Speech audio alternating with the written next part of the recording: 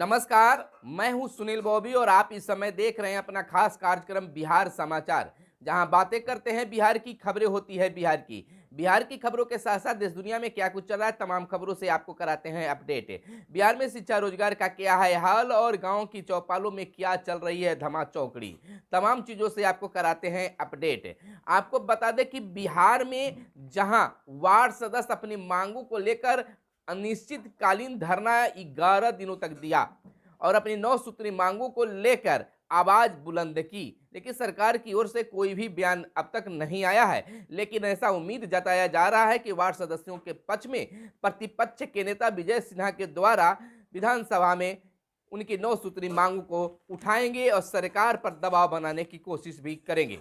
वहीं अब पुराने वार्ड सदस्य बीते दिन से पटना गर्दनी बाग में अनिश्चितकालीन धरना पर बैठे हुए हैं। उनका मांग है स्थायीकरण और हमें फिर मौका दिया जाए। और इसको लेकर पुराने वार्ड सदस्य के प्रदेश अध्यक्ष कामदेव जी ने कहा है कि हम गर्दनी बाग इसलिए भी पहुंचे हैं ताकि डिप्टी सीएम तेजस्वी यादव को उनका वादा याद दिलाएं। जब हम लोग पिछले वर्ष अपनी मांगों को लेकर गर्दनी बाग में बैठे थे तो उस समय प्रतिपक्ष नेता के रूप में तेजस्वी यादव हम लोग के बीच में आए थे और वादा किया था कि हमारी सरकार बनेगी तो आपकी मांगों को पूरा करेंगे। उन्हीं वादा को याद दिलाने फिर से हम लोग अनिश्चितकालीन धरना पर बैठे हुए हैं ताकि हमारा मान सम्मान वापस हो सके। अब देखना यह होगा कि क्या वार्ड सदस्यों के साथ साथ वार्ड सचिवों की मांगे भी पूरी होगी। इधर हम बता दें कि आज लालू प्रसाद यादव के प्रशंसकों के लिए एक बड़ी खुशी है, चाहने वालों के लिए एक बड़ी खुशी की बात है कि आज लालू प्रसाद यादव का किडनी ट्रांसप्लांट कर दिया गया, सफल हो गया है। वे अब बिल्कुल अच्छे हैं, स्वस्थ हैं। उनका किडनी जो है ट्रांसफर कर दिया गया है। उनकी बेटी जो है उन्होंने अपनी एक किडनी दिया है। इस अवसर पर बिहार के डिप्टी सीएम तेजस्वी यादव ने ट्विटर पर शकुंतला बताने का कार्य भी किया है। इधर हम आपको बता दें कि बिहार के स्कूली बच्चे पढ़ेंगे G20 और भारत की अध्यक्षता की कहानी। शिक्षा परियोजना परिषद ने सभी जिलों को सौंपा है खास टास्क और हर स्कूल में होगा इसके लिए विशेष सत्र का आयोजन। आपको बता दें कि निर्देश जारी किया गया है। भारत को मिली G20 समूह की अध्यक्षता मिलने को देश का हर स्कूली बच्चा गर्व के साथ अब पढ़ेगा। केंद्र के निर्देश पर बिहार में भी इसकी तैयारी शुरू कर दी गई है, यानी कि अब शिक्षकों को अब भारत की अध्यक्षता की कहानी भी पढ़ाना पड़ेगा।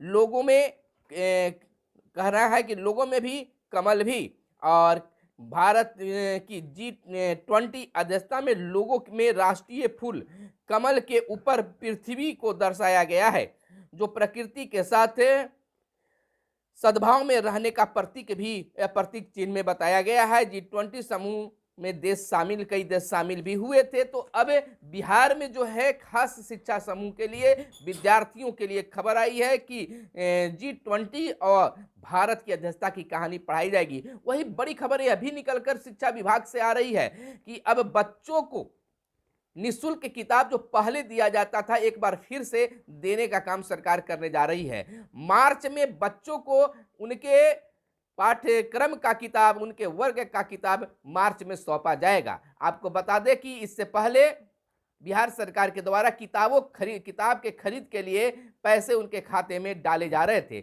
लेकिन ऐसा देखा गया कि बच्चे के खाते में पैसे तो जा रहे हैं लेकिन बच्चे किताबें नहीं खरीद पा रहे हैं। इसको लेकर बिहार सरकार जो है शिक्षा विभाग ने निर्णय लिया कि बच्चों को सीधा निःशुल्क किताब ही उपलब्ध कराया जाए। इधर डॉक्टर संदीप के निधन से मुख्यमंत्री दुखी हुए और अपूरणीय क्षति भी बताया है। 10 वर्ष में बिजली की खपत प्रति व्यक्ति 2.5 गुनी बढ़ गई है। अब शहरों के साथ साथ गांवों में भी बेहतर बिजली सुविधा देने का प्रयास किया जा रहा है और 2012 में 134 यूनिट प्रति व्यक्ति बिजली की खपत थी, जो 2022 में 339 यूनिट प्रति व्यक्ति खपत हो गई है। शहरी क्षेत्रों में 23 से 24 घंटे की जा रही है आपूर्ति, तो गांवों में भी आपूर्ति बढ़ाने की बातें चल रही है। इधर राजद का सुनवाई कार्यक्रम कल होगा और जनेऊ में ब्राह्मणों पर टिप्पणी गलत। मांझी ने कहा है कि ब्राह्मणों को लेकर जो टिप्पणी जनेऊ में किया गया है वह बिल्कुल गलत है। यानी कि जनेऊ में ब्राह्मणों को लेकर दीवारों पर लिखी गई अभद्र बातों पर चल रहे विवाद पर बिहार के पूर्व सीएम जीतनराम मांझी ने इसे गलत बताया है। आपको बता दें कि कुडनी में भाजपा के मुकाबले कोई नहीं। अस्पतालों में परिवर्तन दिखने लगा है, युवा राजद का कहना है। कहीं कहीं बिहार के डिप्टी सीएम टॉर्च में अस्पताल में व्यवस्था विकास खोज रहे हैं, तो कहीं कहीं अर्धरात्रि में भी डिप्टी सीएम तेजस्वी यादव अस्पतालों में पहुंचकर औचक निरीक्षण करते भी देखे गए हैं। इधर हम आपको बता दें कि एसडीओ पर कार्रवाई नहीं हुई तो आंदोलन की बात कही जा रही है। बिहार प्रदेश किसान सलाहकार के संघ ने मधुबनी जिला में कृषि पदाधिकारी समेत अन्य कर्मियों के साथ वहां के सदर एसडीओ के तरफ से किए गए दुर्व्यवहार का विरोध किया है और कहा है कि कार्रवाई नहीं होगी तो आंदोलन होगा।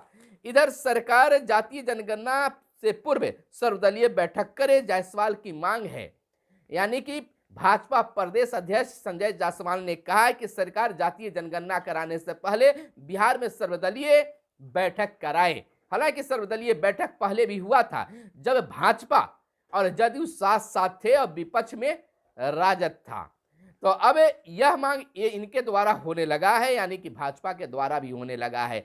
यही कहा गया है राजनीति का उलट फेर। किसान कांग्रेस का प्रदर्शन 9 को दिल्ली में होगा। वहीं भीम बांध से हटेगी सीआरपीएफ की कोबरा फोर्स और 2 करोड़ का सोना लूटने वाला धराया। भभुआ में 6 जून को लूटा था 5 किलो सोना और 50 लाख की चांदी। आयोग के मंतव्य पर चुनाव तिथि घोषित हुई है। और बता दें कि भाजपा अति पिछड़ा आरक्षण के खिलाफ साजिश कर रही है। जदयू